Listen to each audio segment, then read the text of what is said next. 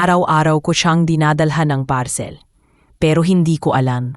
Sa dulo, puso ko palang ide-deliver ko sa kanya. Dear Ate Jo, delivery rider po ako at hindi ko akalain sa hanap buhay kong paulit-ulit.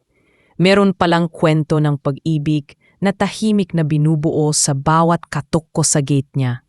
Ako si Alvin, 26, delivery rider sa isang logistics app. Nagsimula akong mag-deliver nung pandemya kahit araw-araw na sa init, ulan o traffic. Ang importante, may kita at makakatulong ako sa pamilya. Isang araw may address na madalas na lumalabas sa route ko, Unit 12 Jasmine Street. Sa pangalan ni Miss Ivy, halos 3 beses sa isang linggo siya nagpapadeliver. At doon nagsimula ang kwento ko. Sa una, pirma lang siya ng pirma. Thank you kuya lang ang bati. Pero habang tumatagal, nagkakapalitan na kami ng mga simpleng tanong. Kuya, hindi ka ba napapagod? Ate, ganyan talaga paghanap buhay. Kayo nga daming order. Business is booming. Doon ko nalaman na online seller pala si Ivy. Mahilig sa skincare, madiskarte, masayahin. Hanggang sa isang araw, inalok niya ako ng yelo at tubig habang tirik ang araw. At mula noon, tuwing may delivery ako sa kanya, hindi lang parcel ang inaabangan ko, kundi yung ngiti niya. Pero Ate Jo, delivery rider lang ako. At siya, maganda, matalino, at mukhang laging maayos. Hindi ako matasabay sa mundo niya. Isang araw, tinanong ko siya ng boyfriend siya. Ang sagot niya, wala. Pero kung meron mang darating, gusto ko yung totoo. Hindi yung puro salita. Gusto ko may gawa. Natahimik ako. Kasi kahit gusto ko siyang ligawan, wala akong karangyang maipagmamalaki. Hindi ko rin siya madeliveran ng mamahaling bagay. Ang kaya ko lang ibigay, ako. Doon ako umatras. Ilang linggo hindi ko siya nadedeliveran. Iba na ang nagdadala sa kanya. At ramdam ko ang lungkot sa sarili ko. Kahit wala naman kaming label. Hanggang isang araw, nagulat ako. Siya ang tumawag sa app. Nasa pinakabundok kong route siya. Nagpabook ng same-day personal pickup.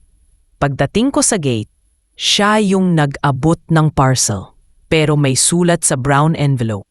Kung ikaw ang rider ng parcel na to, ikaw din sana ang maging rider ng puso ko.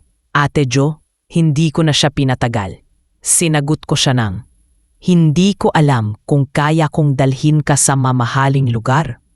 Pero kaya kong ihatid ka sa buhay na totoo, simple, at may respeto. Akala ko, pag nagkaaminan na, happy ending na agad.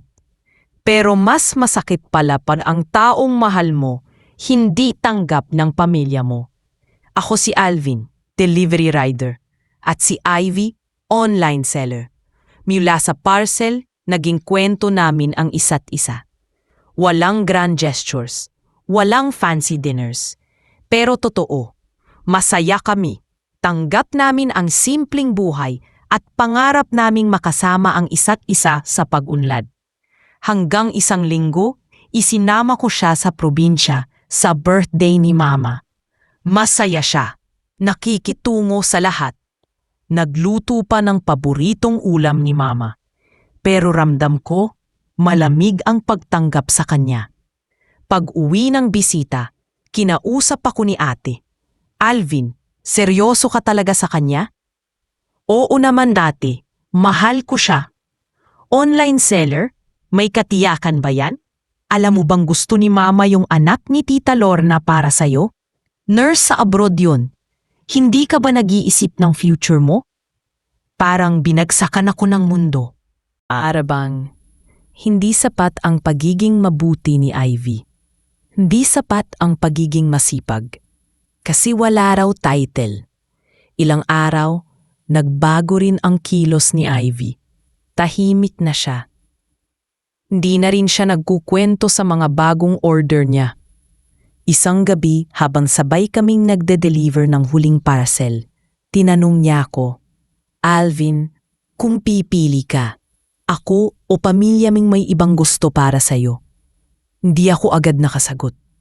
At doon ko nakita ang luhang pilit niyang pinipigilan. Kinabukasan, kinausap ko si Mama. Ma, hindi ako naghahanap ng babaeng may magandang trabaho lang. Hinahanap ko yung babae na kaya akong mahalin kahit simpleng tao ako. Si Ivy ang nagpaalala sa akin kung paano maging mabuting tao araw-araw. Hindi lang dahil mahal niya ako, kundi dahil mahal niya rin ang mga taong mahal ko. Ma, kung hindi niyo siya matatanggap bilang mahal ko, paano niyo rin ako matatanggap ng buo? Tumahimik si Mama.